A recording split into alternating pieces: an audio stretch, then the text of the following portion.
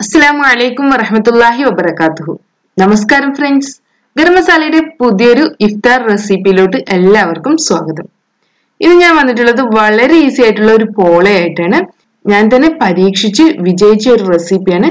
ഒരു സ്വീറ്റ് ആയിട്ടുള്ള പോളയാണ് ഇത്. വേറെ ഒന്നുമല്ല, നമ്മുടെ ചെറുപയർ പരിപ്പ് ഉപയോഗിച്ചുള്ള പോളയാണ്. ചെറുപയർ പരിപ്പ് പോളയാണിത്. ഇതിനു മുൻപ് ഞാൻ കടലപ്പരിപ്പ് കൊണ്ടുള്ള പോള ഉണ്ടാക്കിയിട്ടുണ്ട്. അത് നല്ല ടേസ്റ്റ് ഉള്ള ഒരു ഡിഷാണ്. ഇഫ്താറിനെല്ലാം സെർവ് ചെയ്യാവുന്ന നല്ലൊരു ഡിഷാണിത്.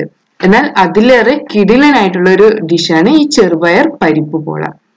നോമ്പ് തുറക്കുന്ന സമയത്തും അതുപോലെ തന്നെ നല്ലൊരു ടീ ടൈം സ്നാക്കായും എല്ലാം നമുക്ക് ഈ ചെറുപയർ പരിപ്പ് പോള സെർവ് ചെയ്യാം.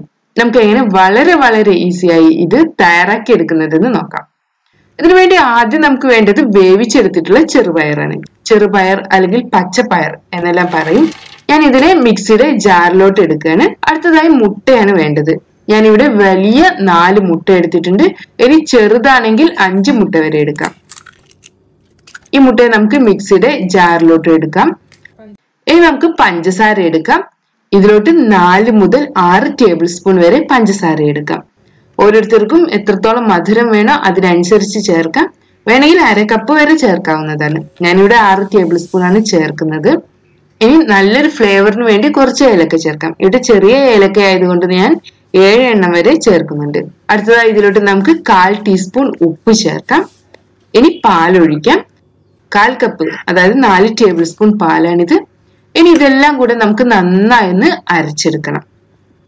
ഇങ്ങനെ അരച്ചെടുത്തിട്ടുള്ള മിക്സ് ആണിത്. ഇനി നമുക്ക് പോള തയ്യാറാക്കി എടുക്കാം. നല്ല സ്മൂത്ത് ആയി തന്നെ ഇതിനെ അരച്ചു വെക്കണം. ഞാനിവിടെ ഒരു പാൻ ചൂടാക്കി എടുത്തിട്ടുണ്ട്. ഒരു സോസ് പാനോ അല്ലെങ്കിൽ ഇതുപോലെ ഫ്രൈ പാനോ എടുക്കാം.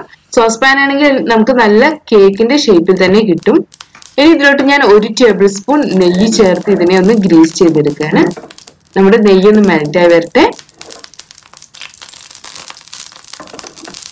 ഞാനിവിടെ 10 ആൽമണ്ട്സിനെ ചോപ്പ് ചെയ്തതിനു ശേഷം ഈ പാനിലോട്ട് ചേർത്ത് ഫ്രൈ ചെയ്തെടുക്കുന്നുണ്ട്.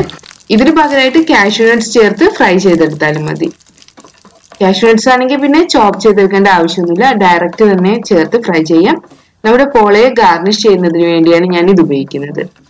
നമ്മുടെ ആൽമണ്ട്സ് ഫ്രൈ ആയി വന്നിട്ടുണ്ട്. ഇതിനെ നമുക്ക് പാനിൽ നിന്നും മാറ്റാം. ബാക്കിയുള്ള നെയ്യാണിത്.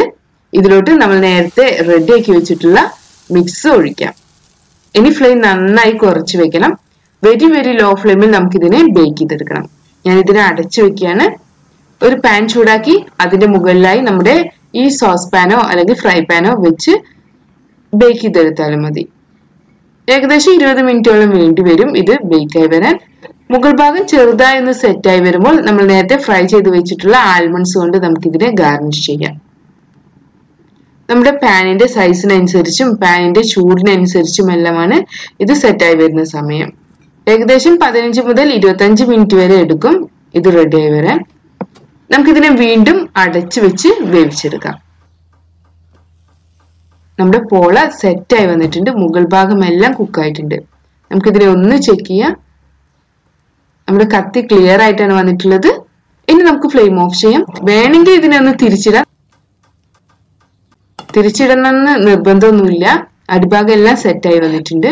2 മിനിറ്റ് പാനിൽ വെച്ചതിന് ശേഷം ഞാൻ ഇതിനെ മാറ്റിയാണ്. നമ്മുടെ ഈസിയും ടേസ്റ്റി ആയിട്ടുള്ള ചെറുപയർ പരിപ്പ് പോള തയ്യാറായിട്ടുണ്ട്. നല്ല സ്വീറ്റ് ആയിട്ടുള്ള ഒരു പോളയാണിത്.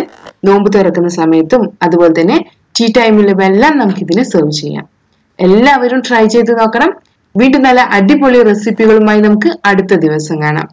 Thanks for watching.